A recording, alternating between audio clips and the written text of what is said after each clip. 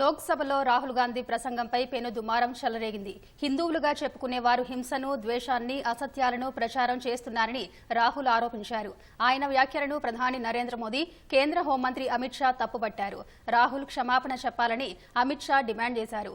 అనేక అంశాలను ప్రస్తావించిన రాహుల్ గాంధీ ప్రతిపక్షం అంటే శత్రువు కాదని, అధికార పక్షం పని సులభం చేసేందుకే తామిక్కడ ఉన్నామని చెప్పుకొచ్చారు.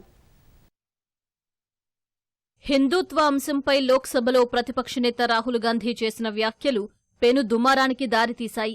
రాష్ట్రపతి ప్రసంగానికి ధన్యవాదాలు తెలిపే తీర్మానంపై చర్చ సందర్భంగా రాజ్యాంగంపై దాడి జరుగుతోందని రాహుల్ గాంధీ ఆరోపించారు. అధికార భాజపా ప్రతిపాదించిన అంశాలను వ్యతిరేకిస్తున్న లక్షలాది మందిపై దాడి జరుగుతోందని చెప్పారు. తనపైన వ్యక్తిగతంగా దాడి జరిగిందని రాహుల్ గాంధీ అన్నారు. కొందరు నేతలు ఇప్పటికీ జైలులో ఉన్నారని చెప్పారు. ప్రధాని మోదీ ఆదేశాల మేరకు తనపై 20 కేసులు నమోదయ్యాయని, తనకిచ్చిన ఇంటిని కూడా లాగేసుకున్నారని ఆరోపించారు. ఈడీ 55 గంటలకు పైగా ప్రశ్నించిందని వివరించారు. అన్ని మతాలు ధైర్యంగా ఉండమనే ప్రబోధిస్తున్నాయని రాహుల్ వివరించారు. అయితే హిందువులుగా చెప్పుకుంటున్న వారు 24 గంటలు కేవలం అహింస, ద్వేషం, అసత్యమే మాట్లాడుతున్నారని, మీరు అసలు హిందువులేనా అని రాహుల్ ప్రశ్నించారు. ఈ వ్యాఖ్యలపై అధికార పక్షం తీవ్రంగా అభ్యంతరం తెలిపింది. हिंदुस्तान के इतिहास में 3 फाउंडेशनल आइडियाज हैं। मोदी जी ने अपने भाषण में एक दिन कहा कि हिंदुस्तान ने किसी पर आक्रमण नहीं किया। उसका कारण है क्योंकि ये देश अहिंसा का देश है, ये देश डर का देश नहीं है। तो हमारे सारे के सारे महापुरुषों ने अहिंसा की बात की, डर मिटाने की बात की, डरो मत, डराओ मत। और दूसरी तरफ शिव जी कहते हैं डरो मत, डराओ मत, अभय मुद्रा दिखाते हैं, अहिंसा की बात करते हैं, त्रिशूल को जमीन में गाड़ देते हैं। और जो लोग अपने आप को हिंदू कहते हैं वो 24 घंटा हिंसा हिंसा हिंसा, नफरत नफरत नफरत, असत्य सत्य असत्य।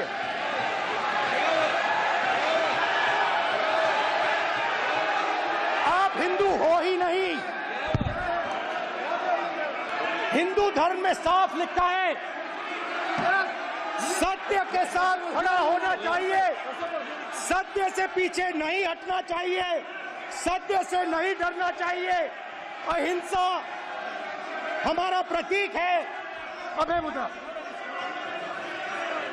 ऐसे कीजिए, ऐसे कीजिए, अभय मुद्रा। नहीं आएगा। प्राइम मिनिस्टर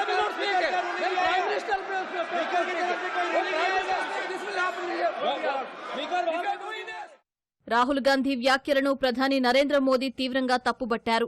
మొత్తం హిందువులనందరినీ హింసాపరులుగా సంబోధించడం తీవ్రమైన అంశమని మోదీ తప్పుబట్టారు.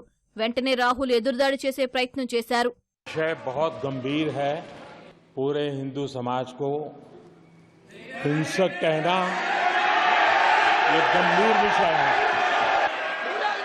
नहीं नहीं नहीं नहीं नहीं नहीं, नरेंद्र मोदी जी पूरा हिंदू समाज नहीं है, बीजेपी पूरा हिंदू समाज नहीं है, आरएसएस पूरा हिंदू समाज नहीं है। రాహుల్ గాంధీ వ్యాఖ్యలను కేంద్ర హోంమంత్రి అమిత్ షా తప్పుబట్టారు. హిందువులందరినీ హింసావాదులుగా అభివర్ణించినందుకు రాహుల్ క్షమాపణ చెప్పాలని ఆయన డిమాండ్ చేశారు.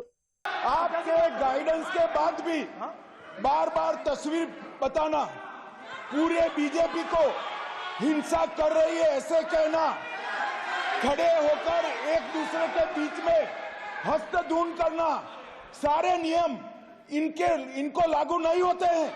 नियम मालूम नहीं है तो ट्यूशन रख ले साहब। सदन इस तरह से नहीं चल सकता है। ये सदन, मेरा आपसे आग्रह है कि ये सदन ऑर्डर में रहना चाहिए, नियमों के अनुसार रहना चाहिए। ये हम सभी सदस्यों का आपसे विनंती। తర్వాత చర్చ కొనసాగించిన రాహుల్ గాంధీ అగ్నిపథ్ పథకం సైన్యానికి, దేశభక్తులకు వ్యతిరేకమన్నారు. తాము అధికారంలోకి వస్తే ఆ పథకాన్ని రద్దు చేస్తామన్నారు. కార్మికుల్ని వాడుకుని వదిలేసినట్లుగా అగ్నివీర్ల పరిస్థితి ఉందని రాహుల్ విమర్శించగా, రక్షణ మంత్రి రాజ్నాథ్ సింగ్ అభ్యంతరం వ్యక్తం చేశారు. నీటి అంశంపై చర్చించేందుకు కేంద్రం సిద్ధంగా లేదని రాహుల్ దుయ్యబట్టారు. రైతులు కనీస మద్దతు ధర చట్టం కావాలని కోరుతున్నారని, ప్రభుత్వం అందుకు నిరాకరిస్తోందని విమర్శించారు.